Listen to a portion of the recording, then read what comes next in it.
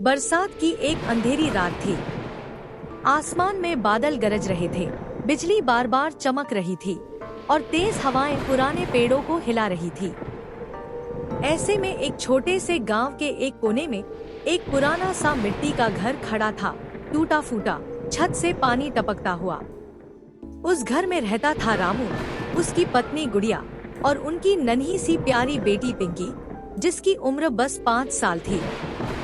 उस रात पिंकी बिस्तर पर लेटी थी, बुखार से तपती हुई, उसकी आंखें आधी बंद थी।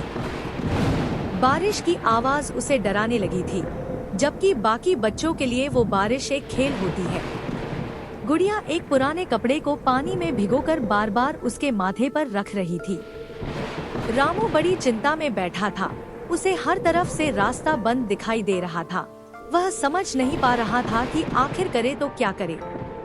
घर में रात का खाना तक नहीं था, दाल चावल सब खत्म हो चुके थे। लकड़ियां भीगी हुई थी और चूल्हा जल नहीं रहा था।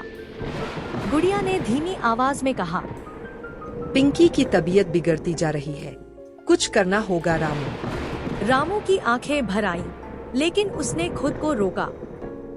मैं अभी आता हूँ, कुछ करता हूँ।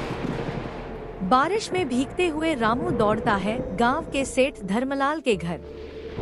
हवेली के बरामदे में खड़ा होकर गीला कांपता रामू हाथ जोड़कर कहता है, सेठ जी, मेरी बेटी बीमार है, घर में अनाज भी नहीं है, थोड़े चावल उधार दे दीजिए, हफ्ते भर में खेत से कमाकर लौटा दूंगा।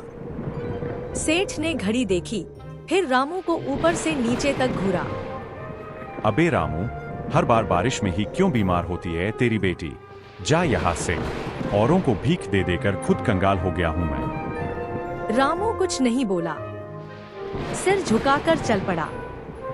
फिर वह दौड़ता है गांव की सबसे अमीर मालकिन सावित्री देवी के पास।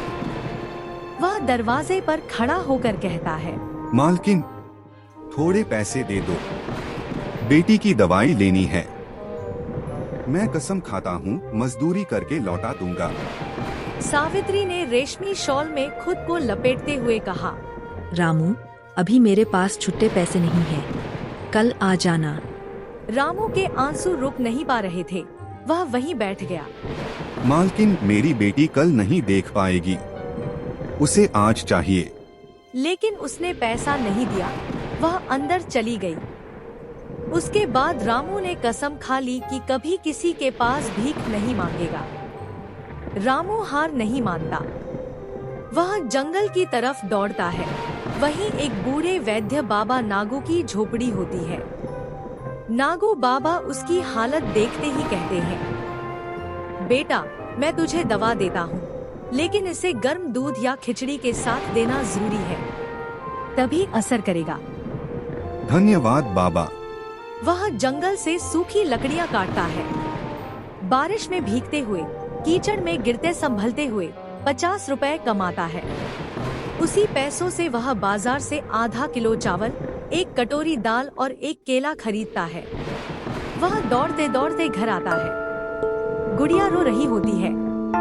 रामू, पिंकी की आंखें बंद हो रही हैं। रामू उसे गोद में उठाता है। पिंकी, पापा आ गया है बेटा। उसे जड़ी बूटी की दवा देता है, चावल पकाता है और गरम खिचड़ी उसके मुंह में डालता है। कुछ देर बाद पिंकी की सांसें थोड़ी सामान्य होती हैं और धीरे से उसकी आंखें खुलती हैं। पापा। रामू की आंखों से बहते आंसू अब मुस्कान में बदल गए। अगली सुबह सूरज की पहली किरण उस मिट्टी के घर के अंदर पड़ी। छत अब भी टपक रही थी, लेकिन अब वह घर एक आशा से भरा हुआ था। गांव वाले जो सब देख रहे थे, कुछ ने पुरानी टीन की चादरें, कुछ ने कपड़े और दाल दी। सेठ और मालकिन भी आए, शर्मिंदा। सेठ बोला, रामू, माफ कर दो, तुमने जो किया हमसे वो कभी ना होता। रामू मुस्कराया और कहा, गरीब के आंसू बारिश जैसे होते हैं, दिखते नहीं पर बहते जरूर हैं। गरीबी जब ममता से टकराती है तो दुनिया की सबसे बड़ी ताकत बन जाती है। बारिश के बाद धूप जरूर आती है, बस हौसला और दिल मजबूत होना चाहिए।